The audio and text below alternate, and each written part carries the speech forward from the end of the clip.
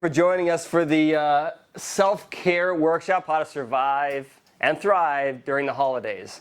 I'm here with a friend of mine and one of our wellness partners, Tracy Fallon of New Leaf Wellness. She's a transformation coach. Hi, everyone. And towards the end, she will answer kind of the questions around that and what that is and what a transformation coach does. But I've known Tracy for a long time. I'm excited to do this workshop. Actually, we started planning for this workshop about 7 months ago, trying to pick out the exact right time to do it, because summer's not a good time.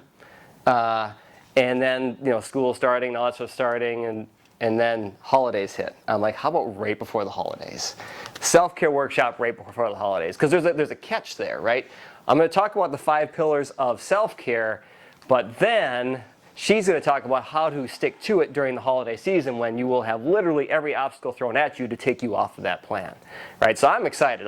I'm super excited because I get to share my part about the pillars, and I'm like, now Tracy can tell you how to actually put it into action. Sound like a plan? Cool. So let's start with the definition of self-care. Now, I thought this was really interesting. That self-care is the practice of taking action, step 1, to preserve one's own well-being, which is going to be the 5 pillars of self-care, and I'm going to talk about, in particular during a time of what? Stress. What? Stress. Which we don't have anymore. Perfect. Yes. Yes. But come on in, Judy. In times of stress, because holidays are going to be all about stress, right? It's stress starting like 2 weeks from now, and then we'll continue on until January 2nd. Now here's at least my personal goal with this workshop. My personal goal with this workshop is if we really nail this, if I nail my part, she nails her part, and you nail your part, we won't have to worry about resolutions come to January 2nd. Yay. Amen? Because every year we get through this holiday crazy season and we're like, let's talk about resolutions now. Because we just completely fumbled the whole last 3 months. So we're going to get ahead of all that. So again, the timing on this is just right. Now let me be real clear. Self-care isn't being selfish. Self-care is being self-full.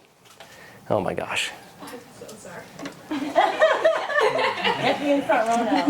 When one of your team shows up late.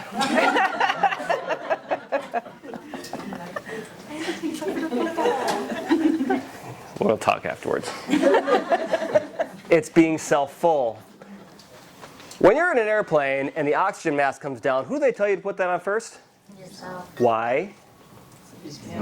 So you can help others. So this workshop is really about helping you take care of yourself so that you can then take care of others. Because you cannot take care of others if you aren't taking care of yourself. So let's spend a little bit of time talking about the 5 pillars of self-care. This does go along with the notes. Classic outlines that we like to give out here. Plenty of room for you guys to take notes on, right? Because you're all going to pick different things to write down. So feel free to mark this up. You get to take it home. I'm going to talk about the 5 pillars of self-care. The first one I want to talk about is awareness. Now, for those who've been to some of our other workshops, you're going to see some overlap from some of these other workshops, but tonight I'm actually going to present them in a very unique way. I'm going to talk about these 5 pillars, how they affect both your mind and your body as we go through these. So I've never really presented it this way, and I'm super excited to. So let's talk about your mind as it comes to awareness. What I challenge you to do is guard what you're allowing in. What are you listening to? What are you watching? What are you reading? There's a ton of garbage out there right now, right? Are you putting that in? Because here's what happens. If you put it in, it's going to come out. If you put it in, it's going to. What you put in your mind is eventually going to come out of your mouth. So be careful of what you're putting in your mind and guard it very well. And periodically audit your thoughts. Have you ever taken time to think about what you're thinking about? For most people don't. But throughout the day, just pause for a second and reflect on the thoughts you were just having, or perhaps what you were just doing. And then just ask yourself a simple question. Are you proud of that? Or would your kids be proud of that? Right? I do that to myself. Would my kids be proud of this? And I can't always say the answer is yes. So for me, I have to mentally recheck myself and get myself back on track. So guard what you're putting in and regularly audit your thoughts and feelings. That's the mind. The body part of this, let's talk about posture. Postural awareness. As I see everyone start to sit up a little more straight in their chair, right? Now I'm going to touch on this briefly, but there's someone in the room who knows this far better than I do and is going to talk about this in a week and a half, right? Yes. That would be you, Dr. Lisa. That'd be me. Okay, perfect. Yes. So Dr. Lisa's going to do our posture workshop in a week and a half from now on that Tuesday. We'll be sure to get the sign-up sheet out there starting next week. So if you're interested in that one, be sure to sign up for it. It's a fantastic class. She talks about sitting position. So any desk jobs in the room? Any desk jobs in the room? What happens when you're at a desk job is you get so involved with your work, eventually you start going like this. That's a ton of stress on your spine, on your neck and back. And that puts a lot of stress in the body. And you cannot be healthy and well with a poor posture. It's just impossible. So posture is a one thing we need to start by being aware of how we're sitting. And again, if you haven't been to that posture workshop or that advanced spine care workshop, I would highly suggest checking that out. Box breathing. For those who were at the stress workshop, I talked about this. Has anyone actually been working on that and trying this? This is one that helps to calm your body. In fact, Navy SEALs use this, and they call it, it's either called box breathing or four-square breathing. So here's how it works. Picture a square.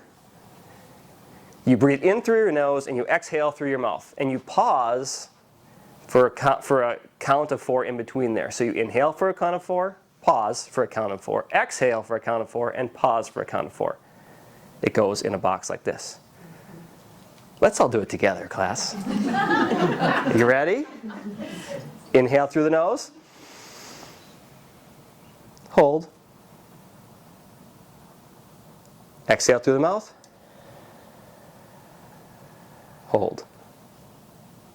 And you just go about that. Now tell me you don't already feel a little more relaxed. Right? It's something you can do any time of the day. You can audit yourself and be like, oops, stressed out, driving in traffic, going crazy, box breathing it. Keep your eyes open if you're in traffic. That's all I'm going to say. And that HRV technology, it's one of my favorite things we've just incorporated into the office over the last few months. The heart rate variability, it's a technology that we've recently incorporated. It's one of the best measures of how your body's adapting to the stresses that it's encountering on a daily basis. And if you've had that scan before, you know where the dot is and where the dot's supposed to be. And if it's not in the ideal zone where it's supposed to be, there's ways that we can help you get to that point. But HRV is a technology that's it will bring, here's the thing. A lot of times I've shown people that scan and they're like, makes total sense. For most people it makes total sense, but for some people they had no idea to the extent of how bad that stress was affecting their body, and it was an awareness piece. Sometimes we need wake-up calls, don't we? And that's a good one. So here's our tip. My suggestion is to start your day with some you time and some positivity, at least 10 minutes. Carve out like just 10 minutes of your day. Get up 10 minutes earlier and have some you time. Because if you don't have you time and you don't start your day filling yourself up, you don't have much to give, right? You cannot give from an empty cup. So this is where you have to fill yourself up for. If you start your day this way, it's going to help so much. Now for me, it's prayer and devotional time. It could be affirmations. It could be whatever you want it to be. But make sure it's positive and make sure it's you time. You are worth it to put 10 minutes on your schedule for yourself. Number 2 is movement. Now I could just talk about the body part of this and it would make total sense, but there's an interesting mind piece of this as well. Movement, exercise, activity. When you get your body moving, it actually stimulates your brain, which helps your body process stress better, helps reduce anxiety. It's also an outlet for stress and also improves memory, cognition, and all other brain function. So there's a mind benefit of exercise and activity as well.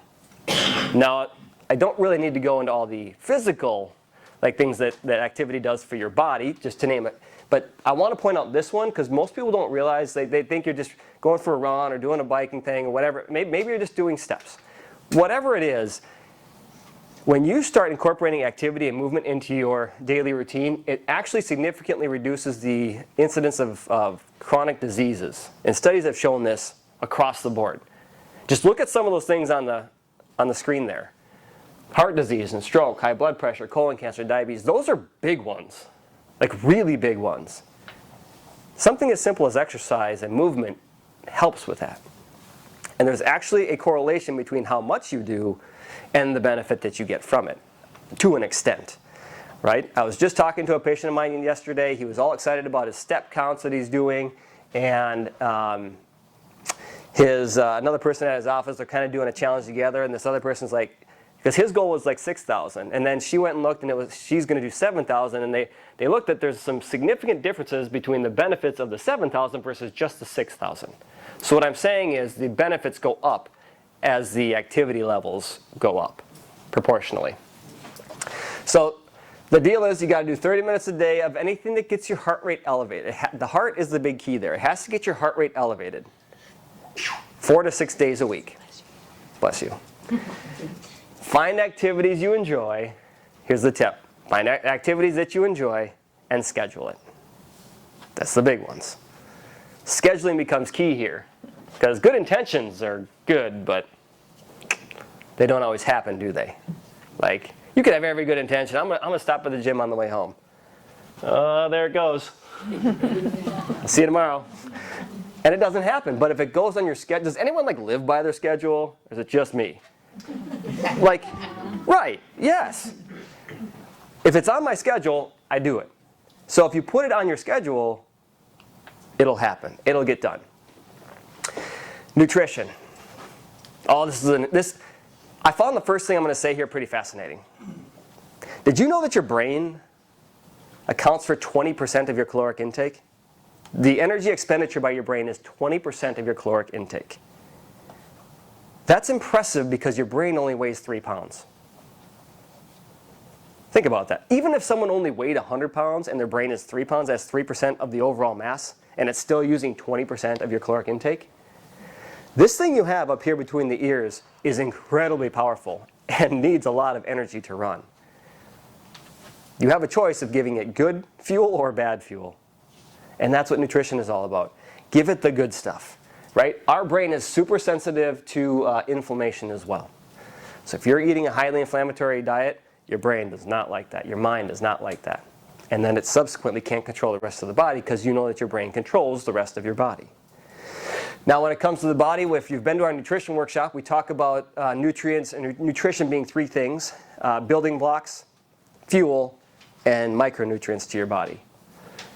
So your body is made up of 75 trillion cells. Each and every one of those cells is being replaced with new ones. It's a regeneration cycle.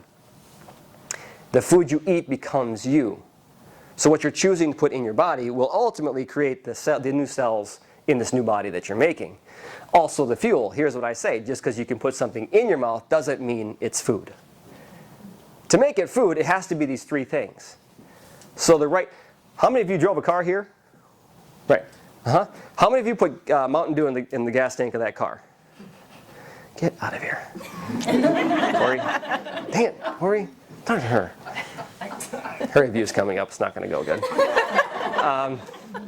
So what I'm saying is, you could put Mountain Dew in the gas tank of your car, but it's not the right fuel for that. And it's not the right fuel for our bodies either.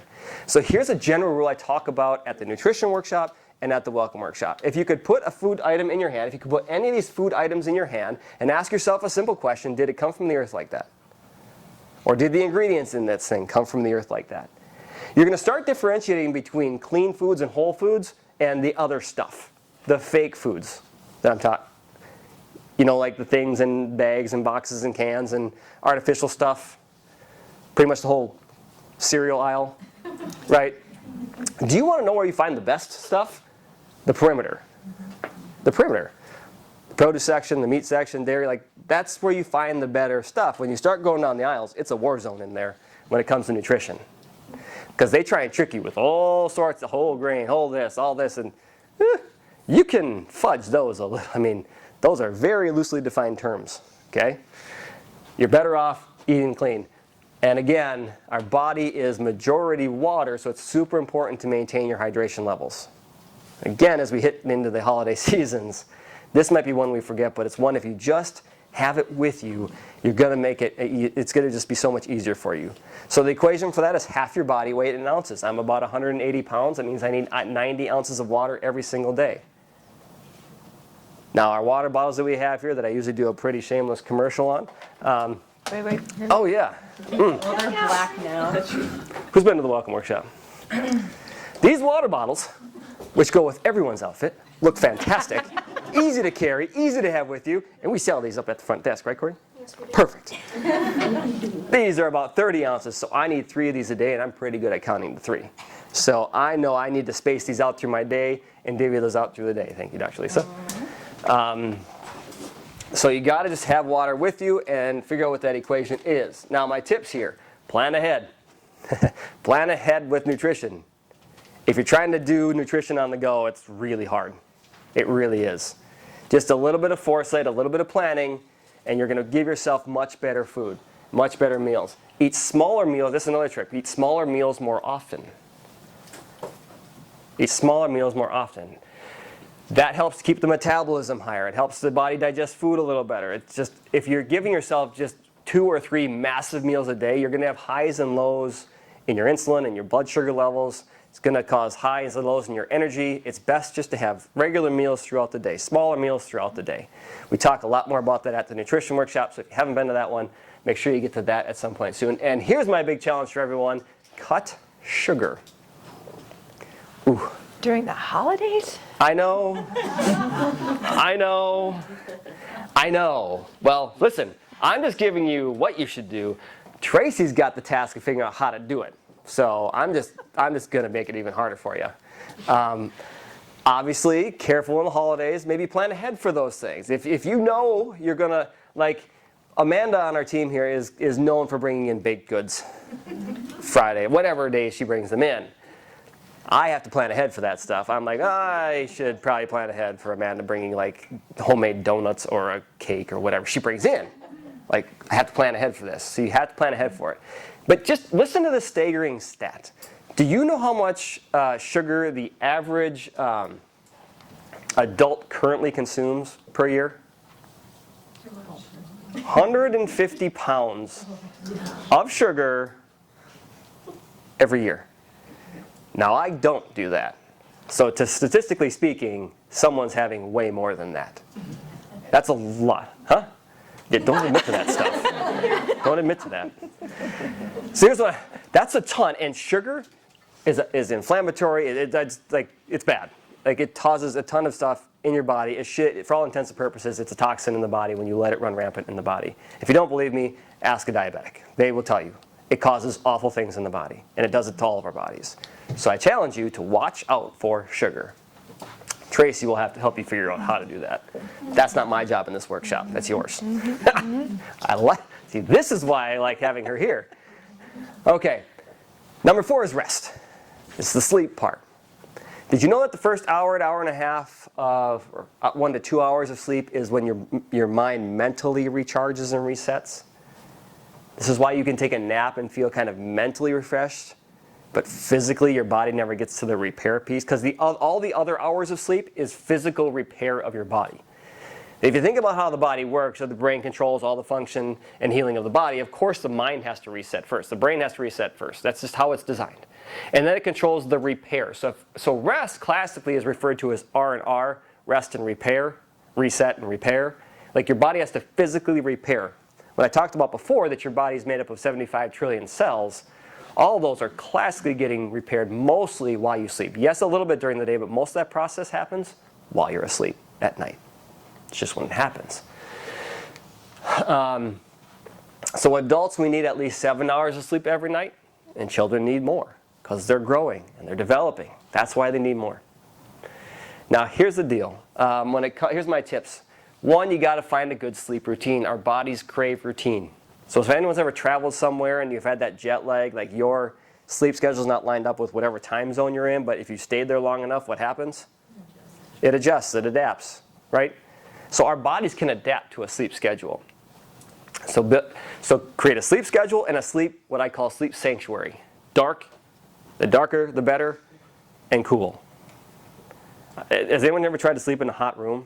It doesn't work well, right? So in a cool room. But here's my little trick for how you know if the room's dark enough.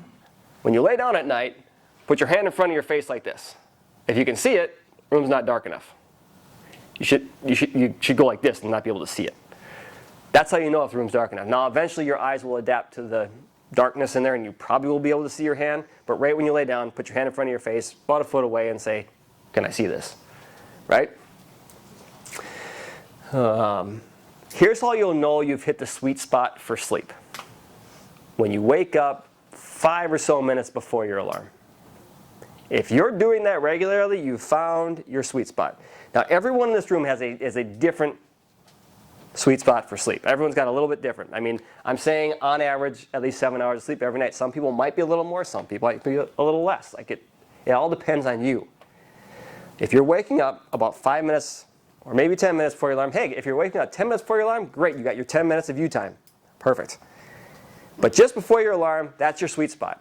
And the trick is, if you're not doing that, bump up your going to bed time by 10 minutes. And then try that for a week. If that's still not hitting it, do it again. And that's still not hitting it, do it again. You'll eventually find your sweet spot for sleep.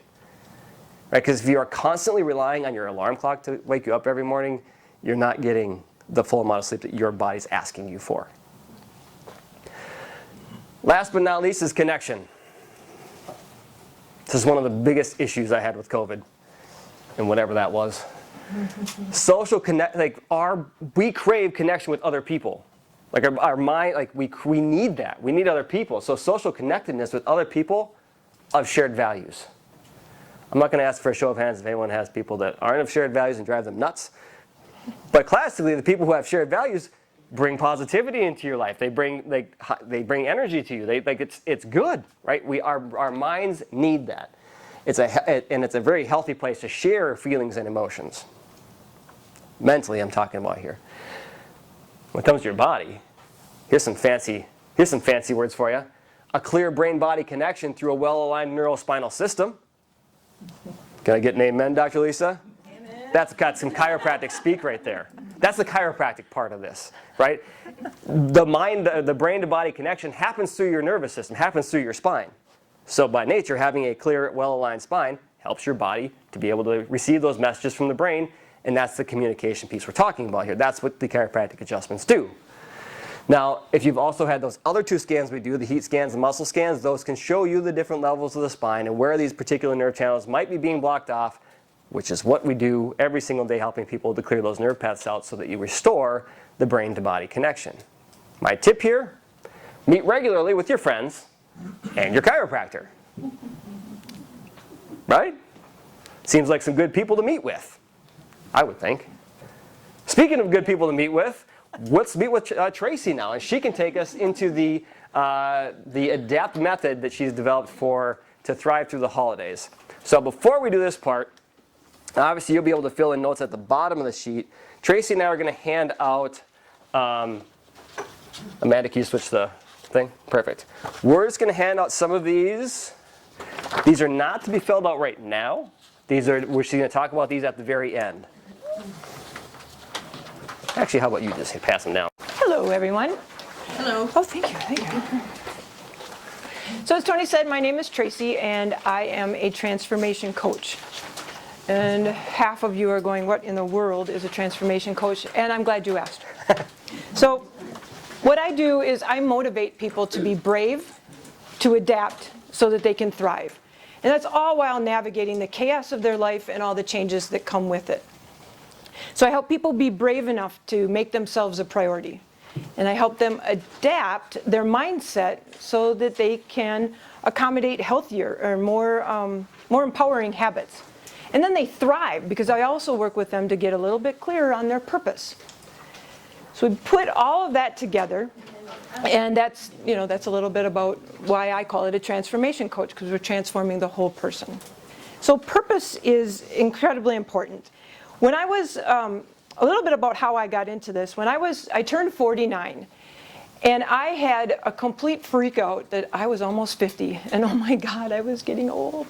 And I could barely handle it. But what was happening, what I came to realize, is that it wasn't the age that was bothering me. It was the fact that I had realized I hadn't done enough yet. I was capable of so much more. I wanted to give more. I wanted to do more. But what I came to understand is that I wasn't living my purpose. So I did a whole bunch of work. I read books. I listened to podcasts. I watched seminars. I did all this learning and growth, and came to realize that after having been a personal trainer, one of my former clients sitting in the room right now, I'm very happy you're here, Judy. I had been a personal trainer. I am an academic advisor at the University of Minnesota, but I wanted more. And what that was life coaching. And so I took what I learned from my process, and I modify it with each of my clients. And what it kind of came to the surface and became a thing. I didn't realize it was, but it came to be a thing. And it was this adapt to thrive framework. And so again, like I said, I modified it to each of the clients and helped to fit it in because it's adaptable to so many different issues. Health goals, helping people meet their health goals. Some people might have issues with their career or their relationships that are draining them more than they're sustaining them. Or it could be too just overall self-confidence. So that's where the Adapt to Thrive framework comes in. So let's get into what it is. And of course, obviously, it works for self-care as well. So the first step to the ADAPT process is to acknowledge. How many times have you found yourself within the woe is me mentality? Why won't they just do as I tell them to do? Why isn't this working? Why is this so hard? And so on and so on and so on. If you stop with the woe is me and acknowledge what's actually going on, name it. Accept it is part of it too.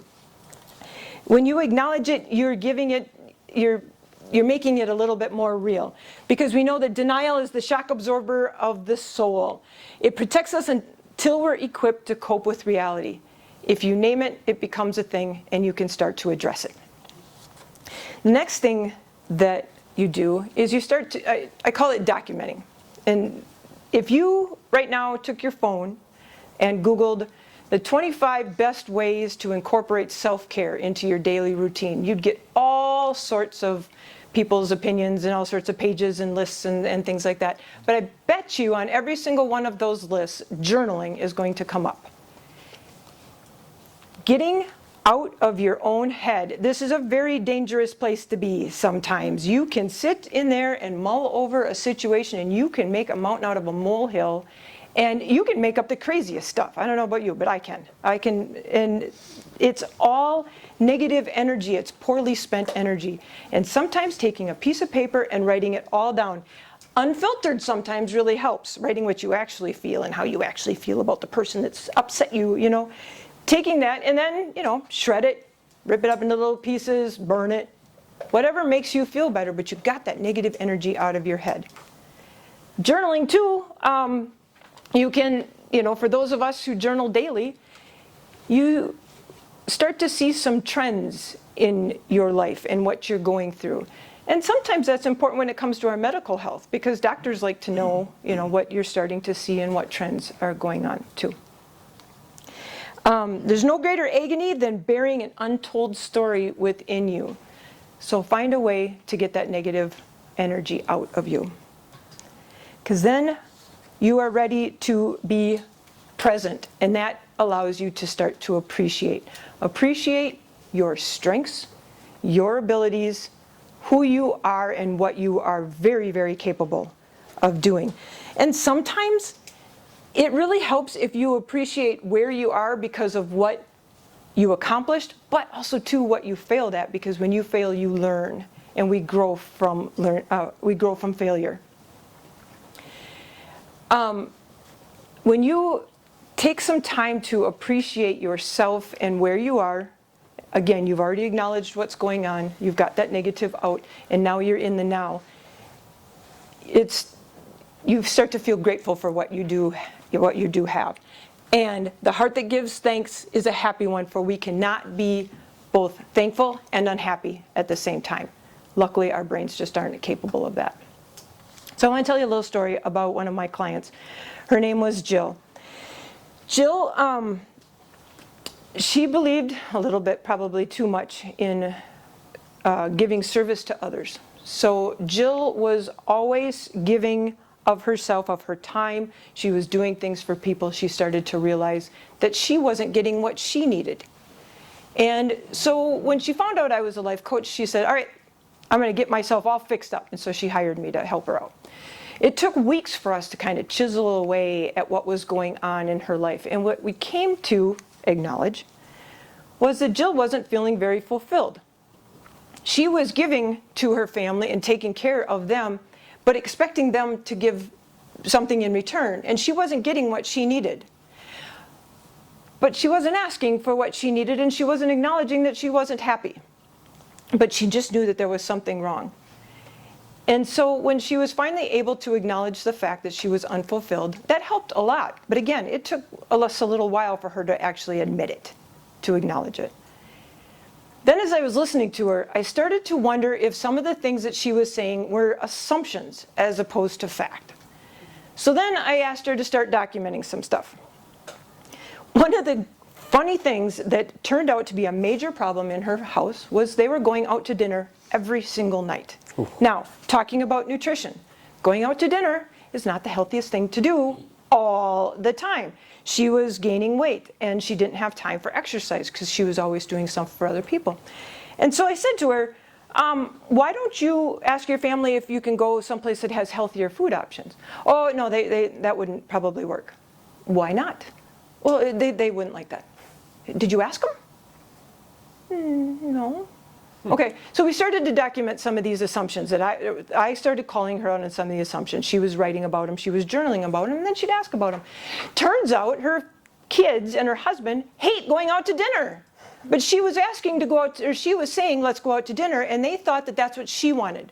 But she was saying, let's go out to dinner because she thought that's what they wanted. And so there was a lot of miscommunication going on. So documenting some of that ended up helping all of them, and she's actually started to lose some weight because she's not going out to dinner all the time. And then sometimes the hard part about people like Jill that give too much and don't make themselves a priority, it took a long time for her to start to appreciate herself and to acknowledge that she has great strengths and she's got amazing capabilities and that she can make the changes that she wants to do.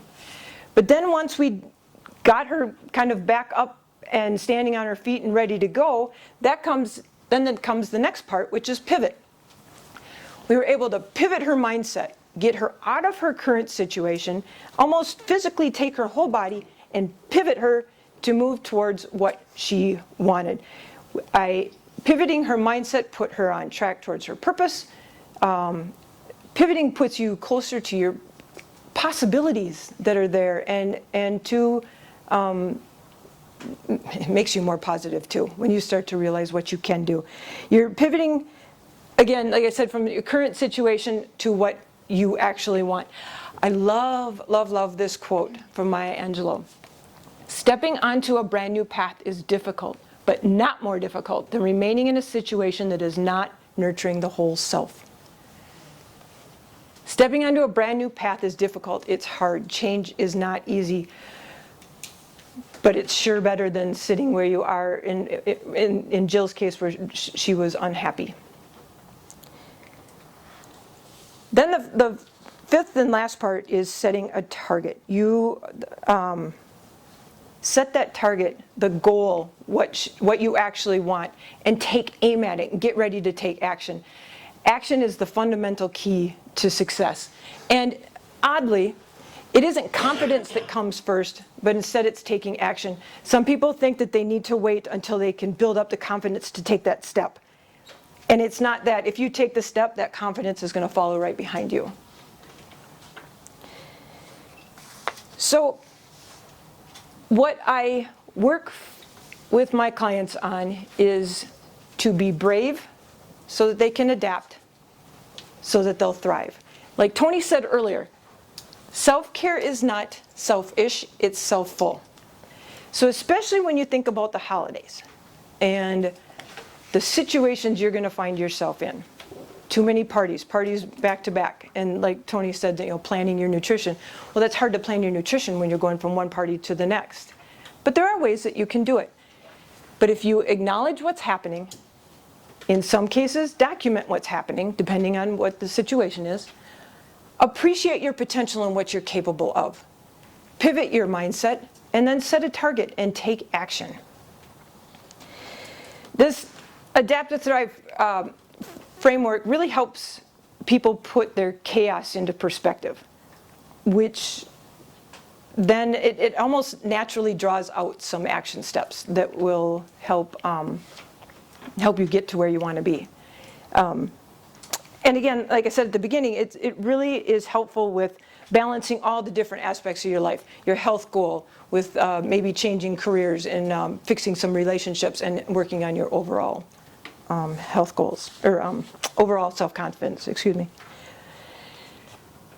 But with everything, accountability is key.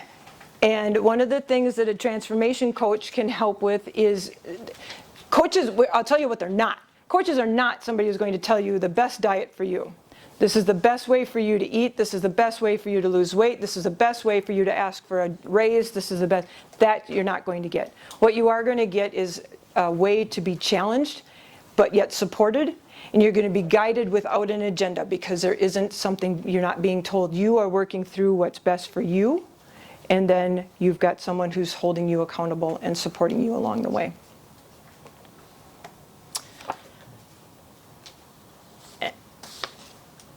And I'm going to turn it back over to you. Well, thank you very much. Thank you, Tracy. I know they're here to see you anyway, so thank you so much for doing that. So I loved how it coupled with the self-care principles we talked about, and then how you were able to adapt. And what she said is so true. If you can name it, you take its power away from you, and then you can have power over it. So thank you for sharing that ADAPT system and framework. I know she gave you one of her handouts, and that's the packet that is the next thing there. This is for you to take home and to work through. But can you give a few words on that? Yeah, so thanks. Forgot about that. So the Wheel of Life, has anyone seen that wheel that's on the bottom of that page before? So it's a wonderful way to look at your life as a whole and see where things maybe that you're not paying enough attention to, that if you did address might actually help to make you feel better. So I challenge you to take that handout home, work through it, and see what comes up for you as you work through, you go from the Wheel of Life to that second page and start to answer some of those questions. Near the bottom then is a my scheduling calendar. Go on that, and each one of you can have a free complimentary strategy session, and we can talk about what aspects of your life might need a little bit of work, and we can talk about whether or not having a life coach is something that would benefit you. But it's a free session, about 40 minutes. We can walk through it. Thank you. Yeah, Amanda, can you cut the feed? So I do want to open it up for questions, if people have any questions. And then what I'll do after that